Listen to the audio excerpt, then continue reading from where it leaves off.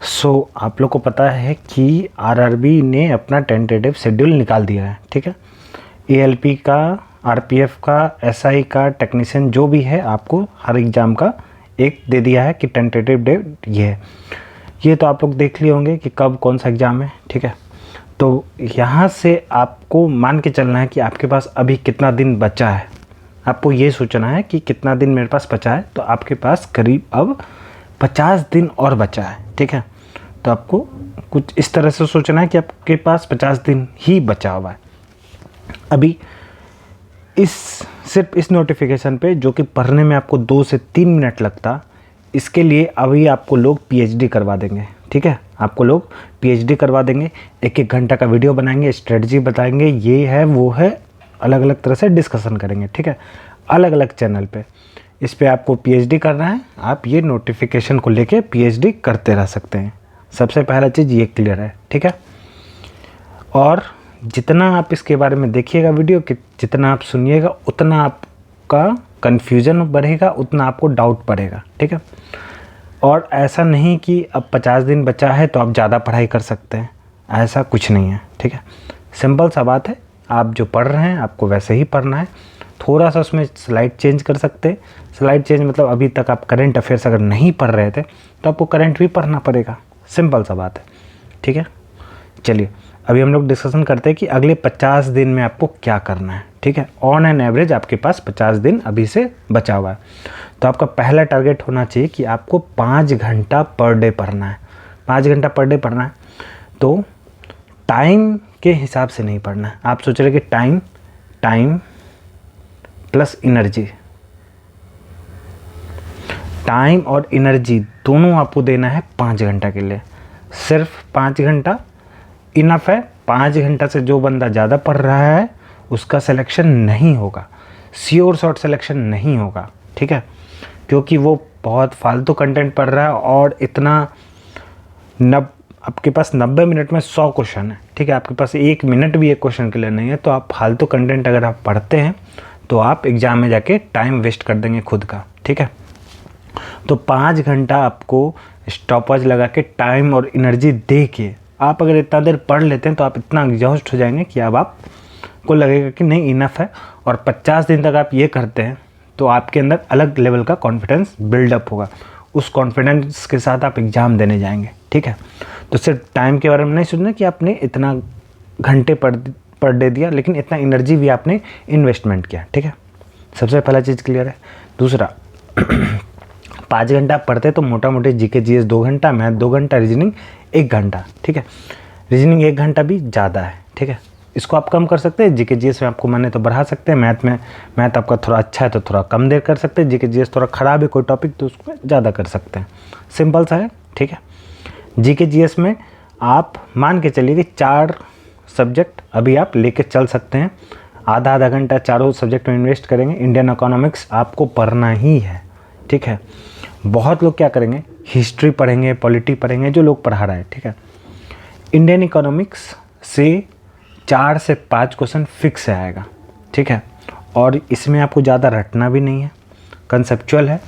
और इसका जो यूट्यूब पे तो कम से कम मतलब देखे ही नहीं कि कोई conceptual class to the point discussion हुआ है, ठीक है। तो आपको ऐसा कंटेंट खोजना है जहाँ से अगर आपको हेल्प लेना तो हेल्प ले लीजिए, नहीं तो आप एक जो बुक पढ़ रहे हैं उसको आप पढ़ सकते हैं।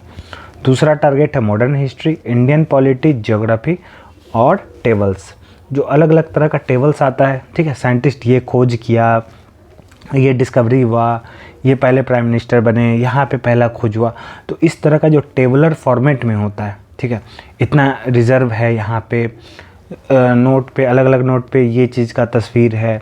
तो ये सब तरह का जो एक टेबलर कंटेंट होता है जिसमें 5 से 10 टेबल रहता है, तो वो टेबल पे भी आपको डेली से 5 से 10 मिनट देना ही पड़ेगा, ठीक है।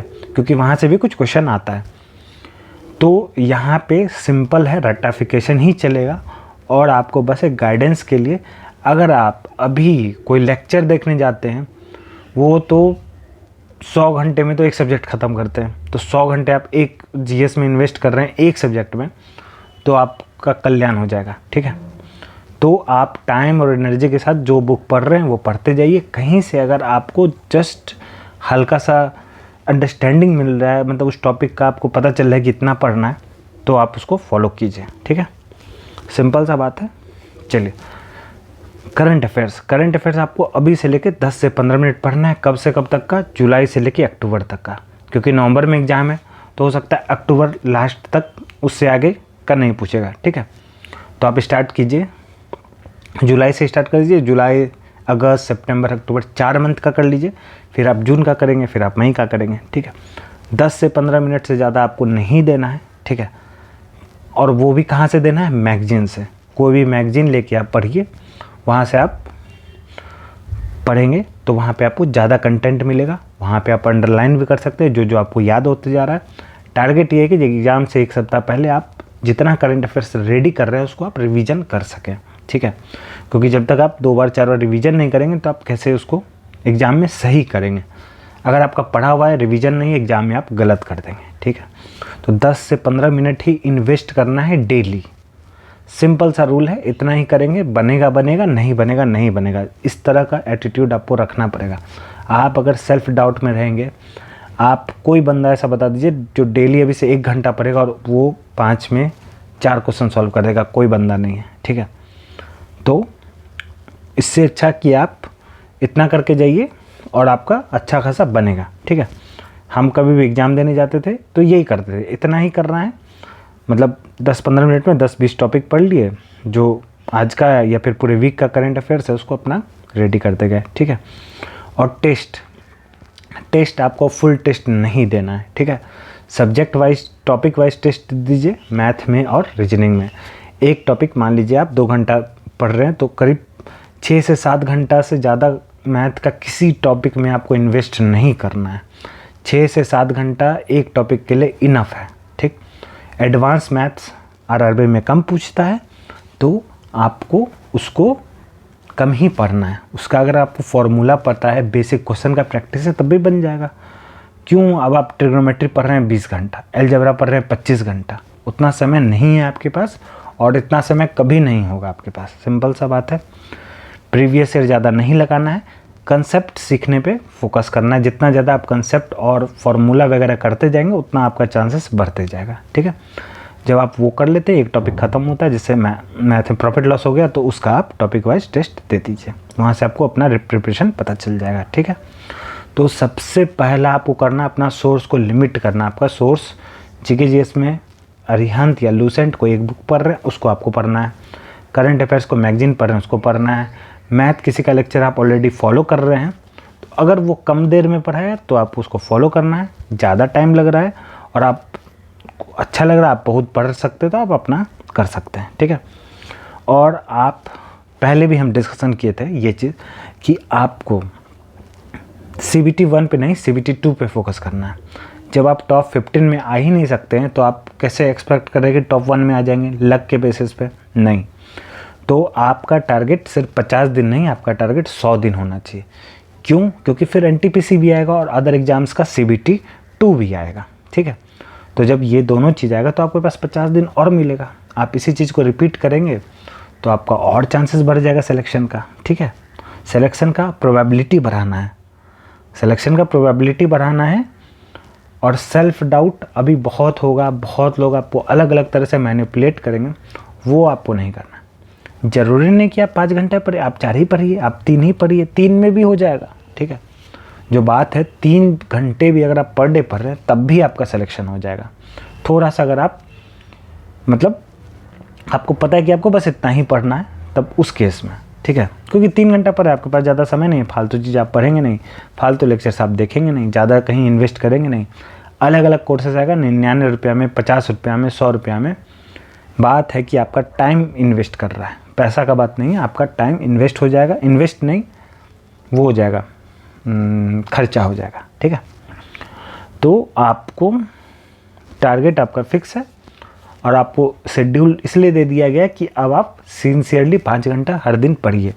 और आप सिंपल सा सोचिए, आप स्ट्रेस ले रहे हैं, आप सेल्फ डाउट कर रहे हैं और आप सोच रहे हैं कि कोई आपको बेस्ट स्ट्रेटजी बता दे, तो आप एक दिन नहीं पढ़ रहे हैं तो अगला दिन आपको 10 घंटा पढ़ना पड़ेगा, जो कि इम्पॉसिबल है, नहीं पढ़ सकते। इसलिए हर दिन 5 घंटा पढ़ना है, ये एकदम पॉसिबल है। और हर दिन क्या, कभी 1-2 दिन स्किप कर दिए, नहीं पढ़े, कम पढ़े, ठीक है। तो ये आपका बेसिक स्ट्रेटजी है।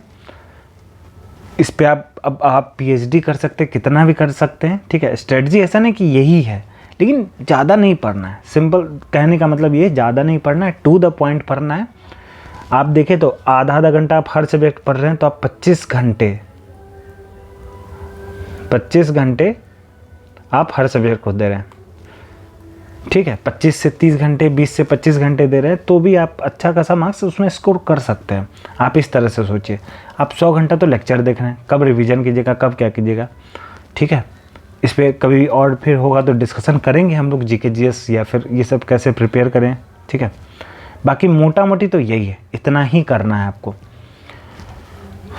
और सेल्फ डाउट, डिमोटिवेशन अभी आपको 50 दिन चलेगा, और आप अगर इसके लूप में फंस गए तो फिर आप का सिलेक्शन नहीं होगा, या फिर आधा मार्क्स से छूट गया, 1 मार्क्स से छूट गया, ये सब फालतू चीज़ में, फालतू डिस्कशन में अलग अलग लोग हर तरह से, मतलब कितना मतलब टाइम आप लोग का वेस्ट किया जा रहा है, ठीक है।